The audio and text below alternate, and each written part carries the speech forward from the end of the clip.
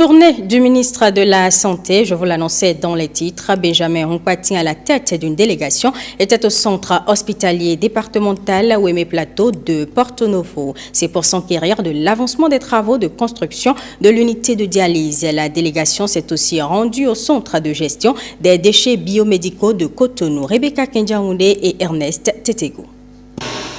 Cette machine peut détruire 200 à 400 kilos de déchets biomédicaux par heure. Nous sommes au centre de gestion des déchets biomédicaux situé au PK10 à Kpakpa Cotonou. Ici, les déchets sont transformés en particules de 3 à 5 mm de sorte à obtenir des résidus stériles qui seront assimilables à des ordures ménagères. Et ces ordures ne sont pas des déchets parce que ça va être valorisé, être utilisé dans les fours des cimenteries par exemple pour chauffer, ce qui va faire que ces cimenteries vont utiliser moins de gasoil pour faire fonctionner leur four. Vous savez, aujourd'hui on parle de l'innovation de construire des briques, des pavés avec des déchets.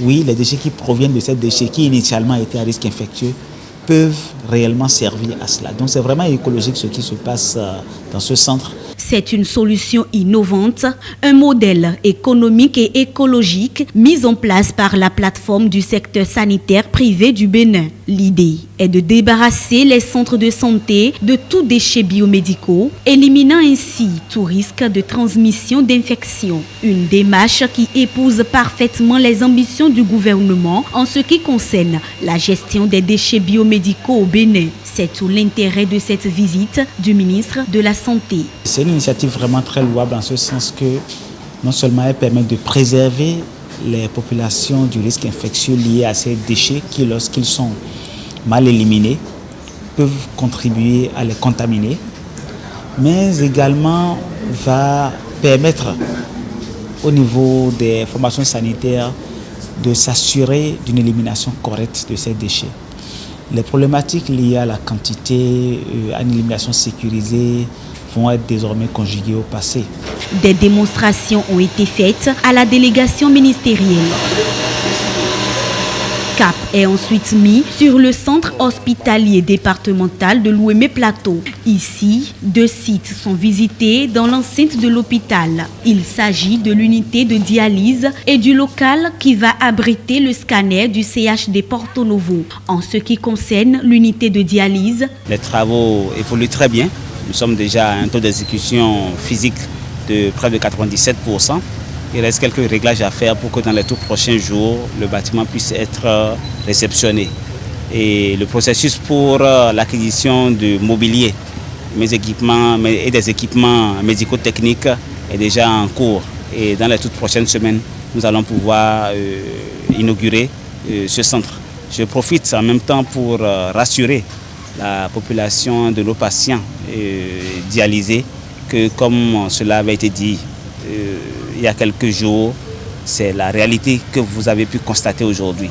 Le gouvernement est à pied d'œuvre pour vraiment assurer une meilleure offre de soins de qualité à leur endroit. Un bâtiment R+1 d'une capacité de 11 générateurs pour accueillir les patients hémodialysés chroniques et aigus. Puisque la prise en charge des patients aigus est capitale pour nous, le gouvernement s'engage dans cette logique-là afin de préserver les malades aigus pour qu'ils n'évoluent pas vers la chronicité.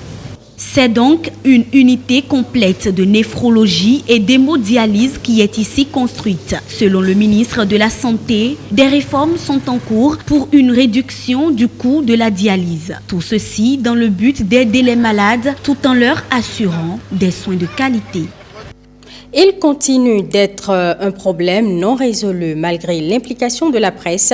La stigmatisation des personnes vivant avec le VIH-Sida prend de l'ampleur et constitue un frein à un bon traitement des malades. Quel est le regard scientifique de la sociologie? Les réponses dans cet élément de William Toki.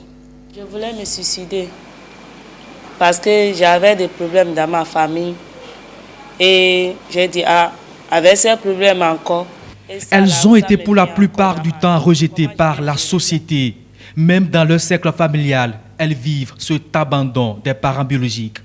C'est trop pour moi, donc je me suis sentie perdument et je fuis même dans la famille.